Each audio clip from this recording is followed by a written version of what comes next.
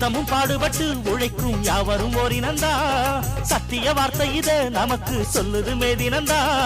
நாம் எல்லாம் வேலை நிறுத்தோம் செஞ்ச தாங்காது நாடு முழுதும் நாமின்றி என்ன நடக்கும் நம்ம கைதாண்டா ஓங்கி இருக்கும் அட அடிச்சாலும் குடிச்சாலும் அண்ணன் தம்பி நீயும் நானுண்டா